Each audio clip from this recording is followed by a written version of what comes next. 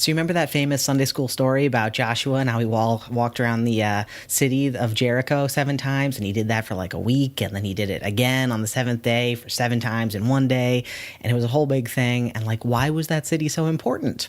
What was the big deal? He had a lot of patience, but like, more like Joshua and the city of Let It Go, am I right?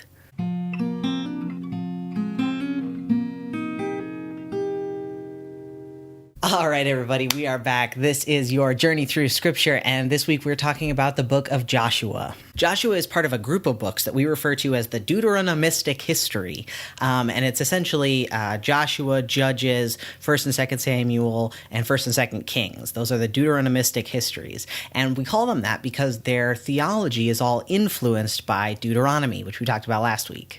Today, though, we're just focusing on Joshua. We all know the story about Joshua and the Battle of Jericho, but what happened before that? How did we get there? And what happened afterward? That's what we're here to figure out today. So as per usual, I'm going to break this book down into a couple different sections. Chapters 1 through 12 of Joshua are all about conquest narratives. They're all about the Israelites coming into the land of Canaan, the promised land, and essentially defeating all the Canaanites that live there. Chapter 13 through 21 is all about how they divided up the land once they finished beating everybody up. Then chapters 22 to 24 are sort of the conclusion. We get a final address from Joshua and then Joshua's death. We're going to be focusing mostly on that first section, chapters 1 through 12, because that's where all the narrative action is. The book starts right after the death of Moses. So verses 1 through 5 of chapter 1 say, "The Lord spoke to Joshua son of Nun, Moses' assistant, saying, 'My servant Moses is dead. Now proceed to cross the Jordan, you and all this people, into the land I am giving to them, to the Israelites. Every place that the sole of your foot will tread upon I have given to you, as I promised to Moses. From the wilderness and the Lebanon, as far as the great river, the river Euphrates, all the land of the Hittites to the great sea in the west shall be your territory. No one shall be able to stand against you all the days of your life. As I was with Moses, so I will be with you. I will not fail you or forsake you.'" So Joshua begins this whole process of invasion by sending out some spies into the land. And if you were with us back in the video on Numbers, you'll remember that Moses did something very similar. In fact, Joshua was actually one of the spies that Moses sent out to kind of case the land and see what was there. So what was with this second round of scouting? Well, scholars note that Joshua's stories in many ways mirror Moses' stories. This is one of the similarities that we see between Joshua's leadership and Moses' leadership, and Joshua's sort of origin stories and Moses's. So Joshua sends out 2 spies to the city of Jericho, which is sort of the nearest big city to the border where the Israelites are waiting. He sends two spies to Jericho, and they end up meeting a woman called Rahab, who is our queer of the week. So since Rahab has an awesome story, I'm actually going to read a bunch of it to you. This is from chapter 2 of Joshua, verses 1 through 14. "Then Joshua son of Nun sent 2 men secretly from Shittim as spies, saying, 'Go view the land, especially Jericho.' So they went and entered the house of a prostitute whose name was Rahab, and spent the night there. The king of Jericho was told, 'Some Israelites have come here tonight to search out the land.' Then the king of Jericho sent orders to Rahab, 'Bring out the men who have come to you, who entered your house, for they have come only to search out the whole land.' But the woman took the 2 men and hid them. Then she said, 'True, the men came to me, but I did not know where they came from. And when it was time to close the gate at dark, the men went out. Where the men went, I do not know. Pursue them quickly, for you can overtake them.' She had, however, brought them up to the roof and hidden them under the stalks of flax that she had laid out on the roof. So the men pursued them on the way to the Jordan as far as the fords. As soon as the pursuers had gone out, the gate was shut. Before they went to sleep, she came up onto the roof and said to the men, 'I know the Lord has given you the land, and that dread of you has fallen on us, and all the inhabitants of the land melt in fear before you. For we have heard how the Lord dried up the water of the Red Sea before you came out of Egypt, and what you did to the 2 kings of the Amorites who were beyond the Jordan, to Sihon and Og, whom you utterly destroyed. As soon as we heard it, our hearts melted, and there was no courage left in any of us because of you. The Lord your God is indeed God in heaven above and on earth below. Now then, since I have dealt kindly with you, swear to me by the Lord that you in turn will deal kindly with my family. Give me a sign of good faith that you will spare my father and mother, my brothers and sisters, and all who belong to them, and deliver our lives from death.' The men said to her, 'Our life for yours. If you do not tell this business of ours, then we will deal kindly and faithfully with you when the Lord gives us this land.'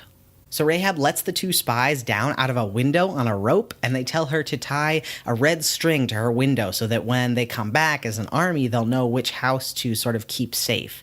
And they do, and she and her family are all saved. Chapter 6, verse 25 says, Rahab the prostitute with her family and all who belonged to her Joshua spared. Her family has lived in Israel ever since, for she hid the messengers whom Joshua sent out to spy in Jericho.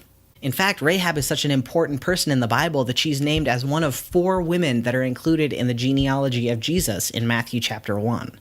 And Rahab follows in the footsteps of women who stand up to men in power in order to save lives. Remember back in Exodus, remember the midwives who saved the babies by standing up to Pharaoh and kind of telling a lie to keep the babies safe? Rahab here is doing the exact same thing, and scholars see this as another mirror example of Joshua's life and Moses' life.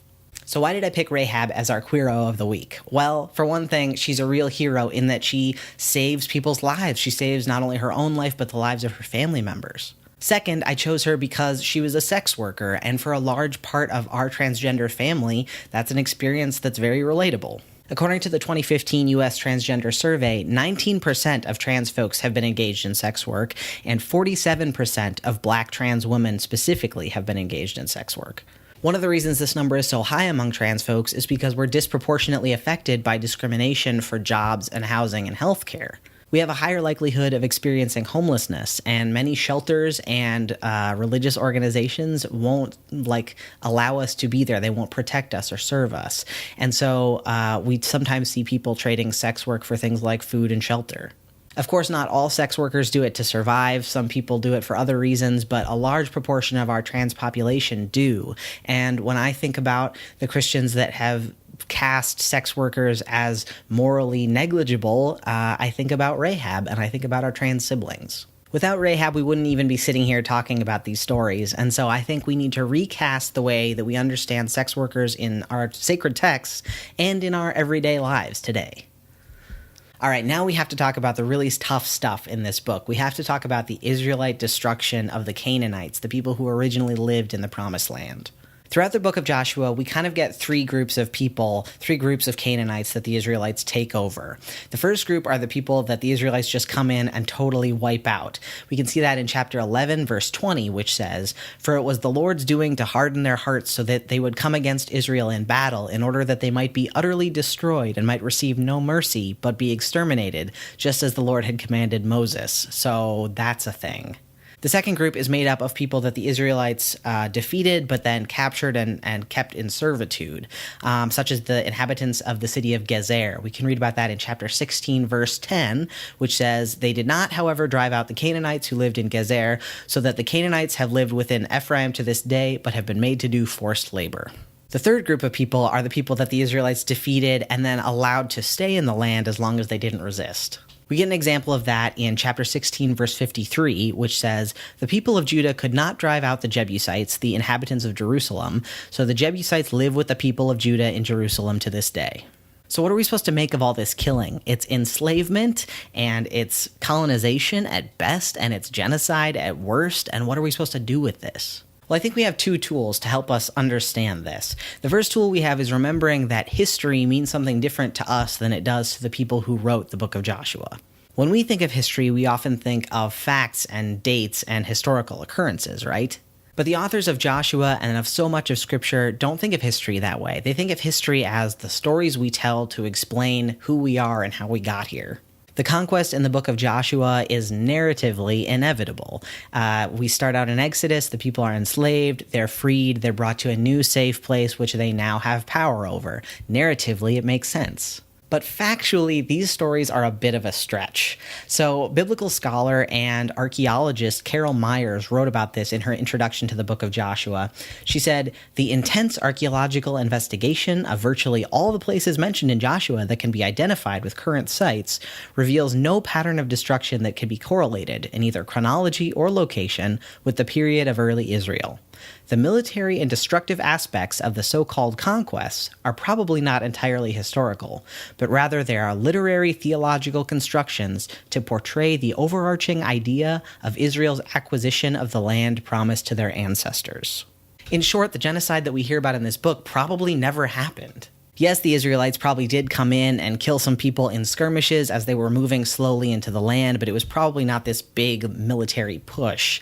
It's a little bit, you can think about it like a fish story, only the fish is much closer to 3 feet than 30 feet.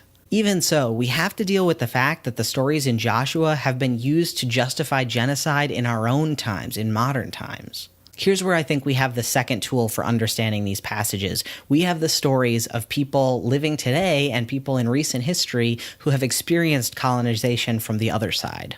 So let's get into the Ask an Expert corner. We are going to be reading a little bit from a writer, Robert Allen Warrior, who is a member of the Osage Native American tribe. And he wrote this book called A Native American Perspective, Canaanites, Cowboys, and Indians. Robert Allen Warrior talks about how Christians should be called to read Scripture through Canaanite eyes.